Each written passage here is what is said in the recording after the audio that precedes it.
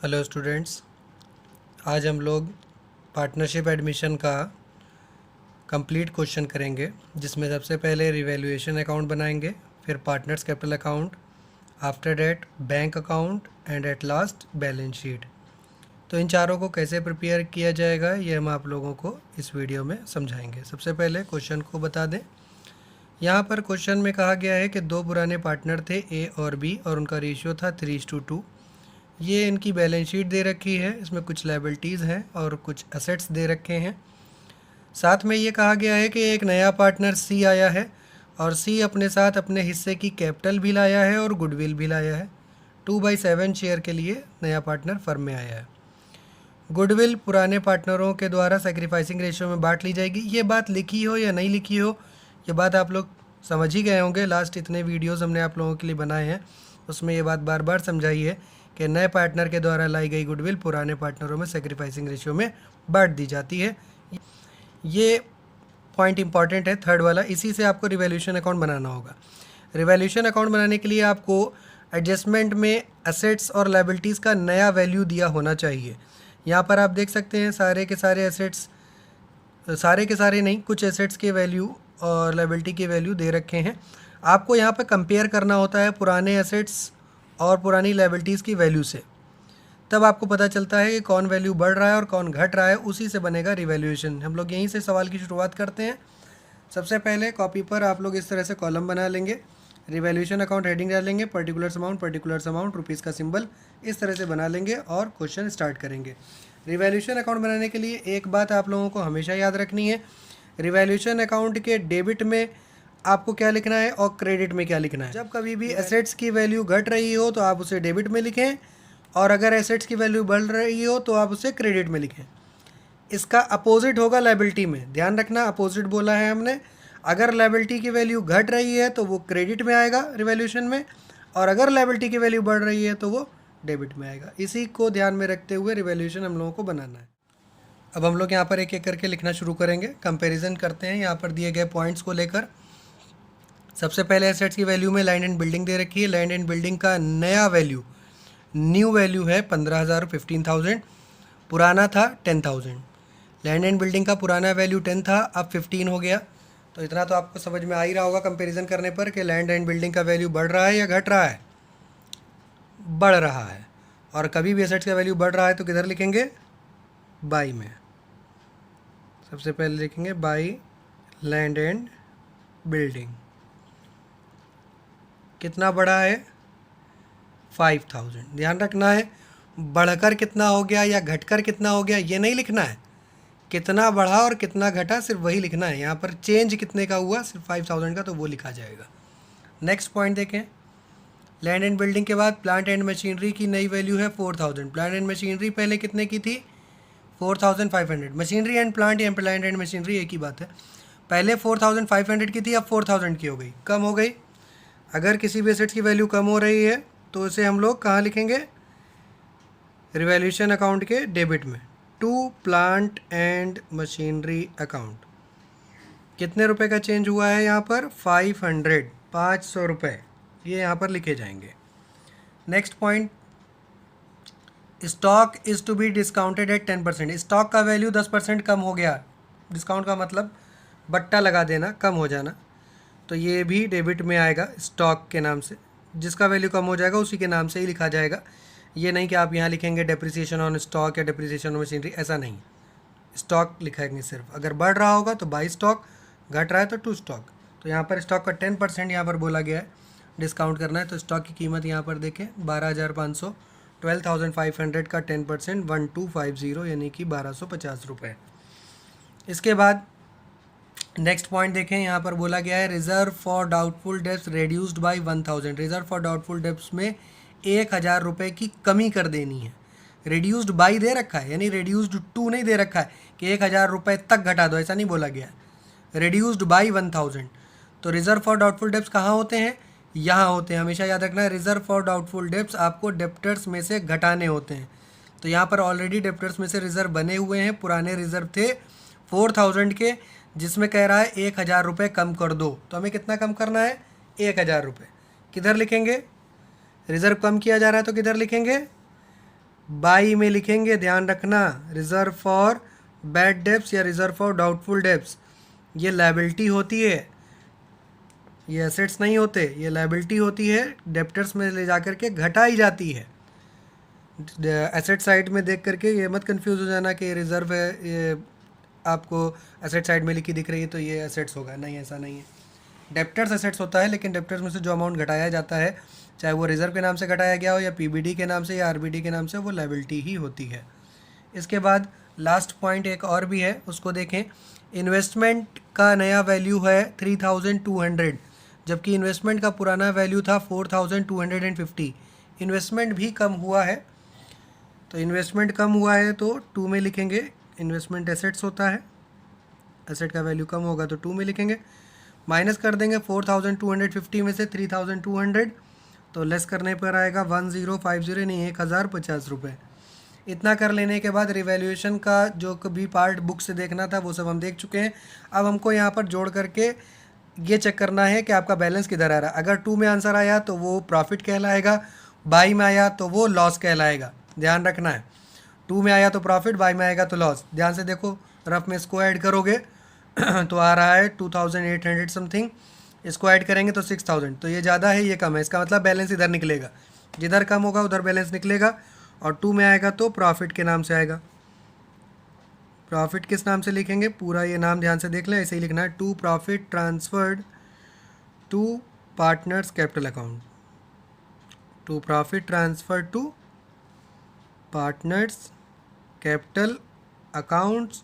और यहाँ पर सिर्फ उन पार्टनरों के नाम लिखे जाएंगे जो पुराने पार्टनर थे, फर्म में पहले से थे। तो फर्म में पहले से 2 पार्टनर थे, ए और बी, और उनका रेशियो था 3:2। तो जो भी प्रॉफिट यहाँ पर आएगा वो 3:2 में दोनों में बांटा जाएगा। कैसे बटेगा ज़रा ध्यान से समझें इसको। यहाँ पर सबसे पहले दोनों साइड को टोटल करेंगे, जो ज़्यादा टोटल होगा वो दोनों तरफ लिखेंगे। इधर आ रहा है 2800, इधर आ रहा है 6000, तो ज़्यादा वाला टोटल 6000 यानी 6000 दोनों तरफ लिख दिया जाएगा। ब्लैक पेन से टोटल हो गया। इसके बाद 6000 में से इधर का टोटल जो कि कम था 2800 वो घटा देंगे, तो रिमेनिंग अमाउंट आ जाएगा 3200 यानी 3200 रुपये। ये है इस सवाल का रिवैल्यूएशन का आंसर, यानी कि प्रॉफिट 3200 रुपये। इस प्रॉफिट को यानी 3200 रुपये को आपको ए और बी के पुराने रेशियो में यानी 3:2 में बांटना है। तो बांटेंगे तो आएगा 1920 एंड 1280। ये आपके रिवैल्यूएशन अकाउंट का आंसर है। इसके बाद हम लोग बनाएंगे पार्टनर्स कैपिटल अकाउंट।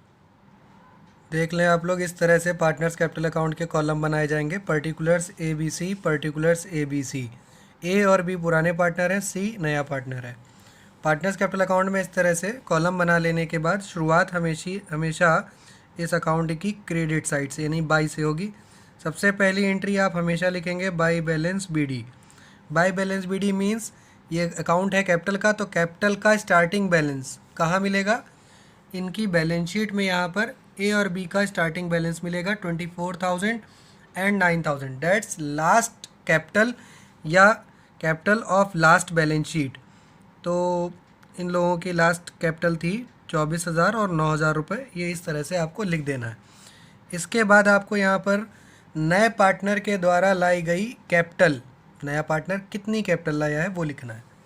तो यहाँ पर देखें, सी कितनी कैपिटल लाया है 10,000, वो लिखना है। और दूसरी बात, वो कैश लिखेंगे या बैंक, ये डिपेंड करता है आपके एसेट्स में दिए गए नामों में से। अगर यहाँ पर कैश होता है तो कैश, बैंक होता है तो बैंक, वैसे इस क्वेश्चन में बैंक है।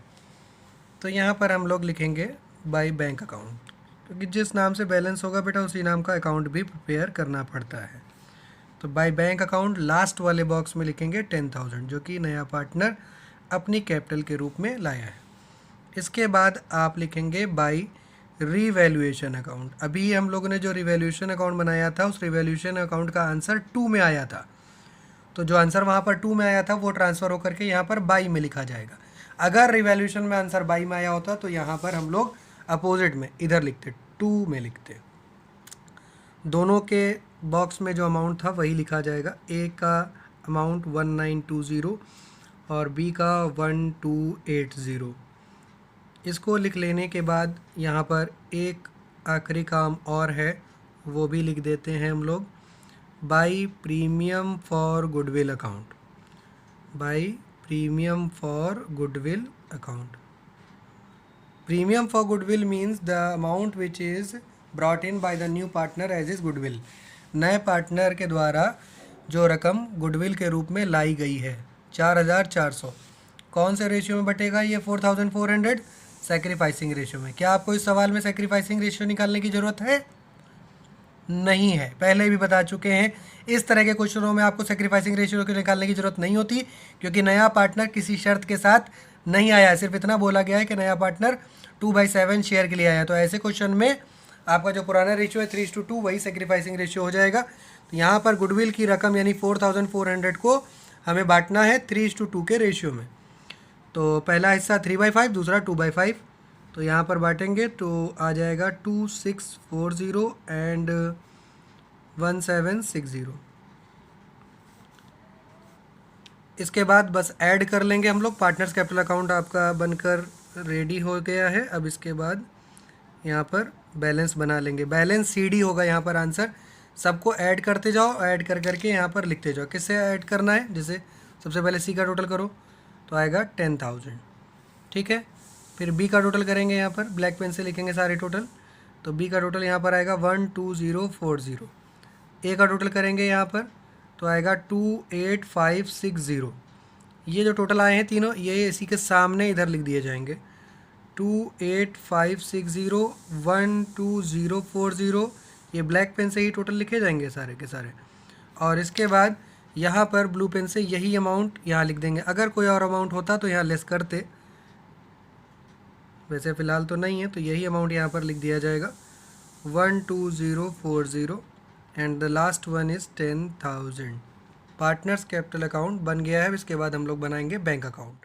तो अब आप लोग यहाँ पर देख सकते हैं पार्टनर्स कैपिटल अकाउंट पूरा बनकर कंप्लीट है। इस तरह से बॉक्स में इसको कंप्लीट हमने बंद कर दिया है और बैंक अकाउंट के कॉलम बना लिया है। पार्टनर्स कैपिटल अकाउंट के बाद अगला अकाउंट आपको बनाना है बैंक अकाउंट। ये कॉलम होंगे particulars amount, particulars amount. Bank account की शुरुआत हमेशा डेबिट साइड से होगी। ये सब बातें आप लोगों को याद करनी होंगी बेटा। बैंक अकाउंट की शुरुआत डेबिट साइड से होगी, पार्टनर्स कैपिटल अकाउंट की शुरुआत क्रेडिट साइड से होगी। क्यों? क्योंकि इनका बैलेंस ही ये नेचर शो करता है। कैपिटल का नेचर क्रेडिट साइड होता है, क्योंकि ये क्रेडिट बैलेंस शो करता है, तभी ये यहाँ पर लायबिलिटी में होता है। और बैंक का बैलेंस यहाँ पर आप देख सकते हैं डेबिट में है। कितना है? 1660। तो ये बैंक का बैलेंस डेबिट बैलेंस है, तभी तो ये एसेट्स में है। तो ये बैलेंस BD के नाम से लिखा जाएगा। यहाँ पर 1660 सबसे पहला स्टार्टिंग बैलेंस। इसके बाद बैंक अकाउंट में कौन कौन सी चीज़ें इफ़ेक्ट करती हैं, प्रभाव डालती हैं? नए पार्टनर के द्वारा लाए गए पैसे यहाँ पर लिखे जाते हैं। तो नया पार्टनर C लिखेंगे, सीज कैपिटल अकाउंट।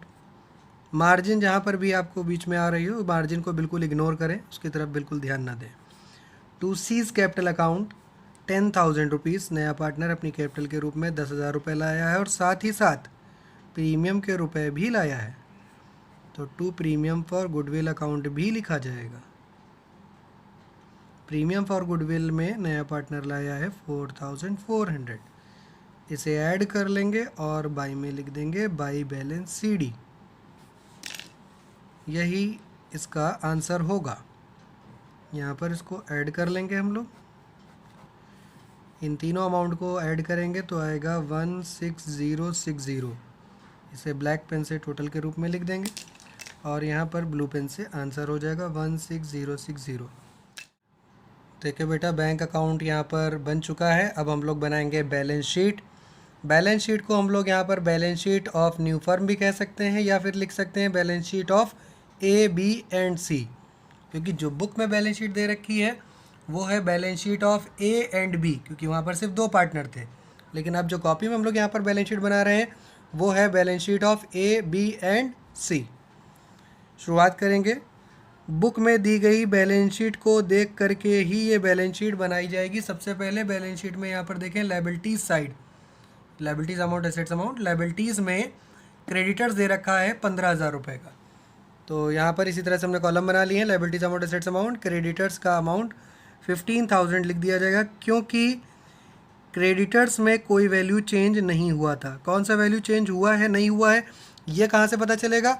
ये आपको पता चलेगा रिवैल्यूएशन अकाउंट को देखकर। जब आप रिवैल्यूएशन अकाउंट देखोगे तो पता चल जाएगा किसका वैल्यू घटा था, किसका बढ़ा था, सब पता चल जाएगा। तो क्रेडिटर में कोई चेंज नहीं था, इसको जैसे का तैसा ही लिख देंगे। दूसरा नाम लायबिलिटी में दे रखा है बिल्स पेबल, जिसे शॉर्ट में बीपी भी कहते हैं, देय विपत्र। बिल्स पेबल का अमाउंट यहाँ पर दे रखा है 4310, 4310 रुपये। ये पूरा यहाँ पर लिख दिया जाएगा 4310। इसके बाद कैपिटल्स, यहाँ पर कैपिटल्स लिखी जाएंगी, कैपिटल का बैलेंस लिखा जाएगा। बुक में जो कैपिटल दे रखी ये नहीं लिखना है हमको।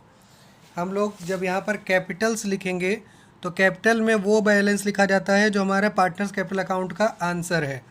तो पार्टनर्स कैपिटल अकाउंट में जो आंसर आए थे तीनों पार्टनरों के, वो यहाँ पर नोट किए जाएंगे। तो यहाँ पर देखें पार्टनर्स कैपिटल के आंसर ये 28,560, 12040 एंड 10,000। बैलेंस CD के नाम सामने जो है वही अमाउंट यहाँ पर लिखा जाएगा, ABC तीनों में।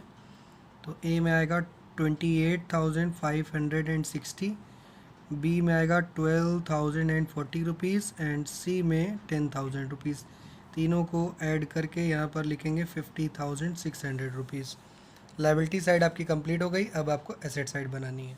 एसेट साइड में एक एक करके हम लोग नाम लिखना शुरू करेंगे। तो सबसे पहले एसेट साइड में नाम देखेंगे, यहाँ पर है लायबिलिटी लैंड एंड बिल्डिंग 10,000, यहाँ पर लिखेंगे।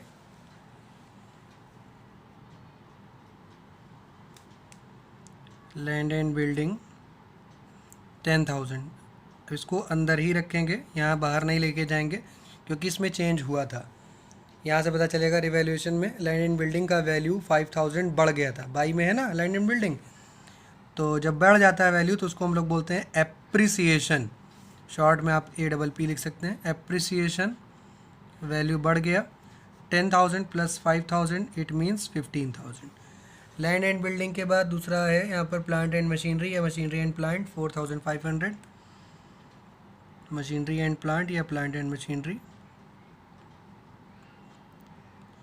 इसका बुक में दिया गया वैल्यू सबसे पहले लिखेंगे 4,500। इसको हमने अंदर इसलिए लिखा है क्योंकि प्लांट एंड मशीनरी का वैल्यू भी चेंज हुआ था, 2 में आया था, यानी कि इसका वैल्यू कम हुआ था। जब कभी भी वैल्यू कम होता है तो उसे हम लोग कहते हैं डेप्रिसिएशन, इसको शॉर्ट में DEP लिखते हैं। 500 रुपीज़ लेस किया जाएगा और लेस करने के बाद बाहर लिख देंगे 4,000 आ जाएगा। प्लांट एंड मशीनरी के बाद नेक्स्ट है यहाँ पर फर्नीचर। फर्नीचर का वैल्यू है 9,000, तो फर्नीचर का वैल्यू हम लोग यहाँ पर लिखेंगे, सॉरी 900 है, 900 यहाँ पर लिख देंगे। फर्नीचर के वैल्यू में कोई चेंज नहीं था इसलिए डायरेक्ट बाहर लिखा जाएगा। फर्नीचर के बाद स्टॉक का वैल्यू है, स्टॉक का वैल्यू है 12,500, 12,500 रुपये। तो नेक्स्ट यहाँ पर स्टॉक का वैल्यू अंदर लिखा जाएगा 12,500, क्योंकि स्टॉक का वैल्यू में चेंज हुआ था। रिवैल्यूएशन के डेबिट में स्टॉक का 1,250 रुपये लिखा गया था। स्टॉक का डेबिट में होने का मतलब है वैल्यू कम हुआ था, कम हुआ है तो डेप्रिसिएशन के नाम से घटेगा 1,250 रुपये 1,250। 12,500 में से 1,250 लेस कर देंगे, लेस करने के बाद बाहर आ जाएगा 11,250। स्टॉक के बाद नेक्स्ट यहाँ पर देखेंगे तो आपको दिखेगा डेप्टर्स का अमाउंट है 22,500 और उसमें से रिज़र्व के 4,000 रुपये लेस किए गए हैं। इसे यहाँ पर हम लोगों को लिखना होगा डेटर्स का अमाउंट पहले अंदर लिखेंगे 22,500 यानी 22,500, जिसमें से हमें RBD का वैल्यू लेस करना होगा। बुक में 4,000 लेस किया गया है, जबकि एडजस्टमेंट में यहाँ पर हम लोगों ने रिवैल्यूएशन में बताते समय RBD का 1,000 लिखा था। क्रेडिट में RBD को लायबिलिटी मानते हुए क्रेडिट में 1,000 लिखा था। इसका मतलब RBD यानी लायबिलिटी में 1,000 रुपये कम हो गए। तो अब RBD हमारी 4,000 की नहीं रही, वो 3,000 की नोट की जाएगी। ध्यान रखना इस बात पे, यहाँ पर बहुत बच्चे गलती करते हैं। 19,500 आएगा लेस करने के बाद। नेक्स्ट यहाँ पर है इन्वेस्टमेंट आपकी बुक में देखें, यहाँ पर डेटर्स के बाद आप लोग इन्वेस्टमेंट का वैल्यू है 4,250। इन्वेस्टमेंट का वैल्यू पहले अंदर लिखा जाएगा 4,250 और उसमें से भी डेप्रिसिएशन का वैल्यू लेस किया जाएगा। ये आपको यहाँ से पता चल जाएगा। रिवैल्यूएशन के डेबिट में इन्वेस्टमेंट में घटा था 1,050, तो डेप्रिसिएशन के नाम से 1,050 यहाँ पर लेस कर देंगे। लेस करने के बाद बाहर आ जाएगा 3,200। And the last one is bank का हमें अमाउंट दे रखा है, यहाँ पर आप लिखेंगे बैंक और बैंक का अमाउंट आप वो नहीं लिखेंगे जो बुक में दे रखा है बैलेंस शीट में। बैंक में आप ये अमाउंट लिखेंगे जो आपके बैंक अकाउंट का आंसर है, बैलेंस CD 16060, इसे आप यहाँ पर लिखेंगे। अब आपको इसे ऐड करना है, लायबिलिटीज साइड के अमाउंट को भी ऐड करना है और एसेट साइड के भी अमाउंट को ऐड करना है। दोनों तरफ टोटल बराबर आना चाहिए। ये दोनों साइड बैलेंस शीट की हमने ऐड करके चेक कर लिया है, दोनों तरफ टोटल बराबर आ रहा है, अमाउंट सेम है। अमाउंट है 69910, 69910, ये टोटल दोनों तरफ आ रहा है और बैलेंस शीट मैच हो रही है। इट मीन्स यहाँ पर कोई प्रॉब्लम नहीं है। अगर ये वीडियो आपके लिए बेनिफिशियल रहा हो तो इस वीडियो को लाइक करें। अगर आपने अभी तक चैनल को सब्सक्राइब नहीं किया तो चैनल को सब्सक्राइब करें और भी लोगों तक इस वीडियो को शेयर करें। Thank you.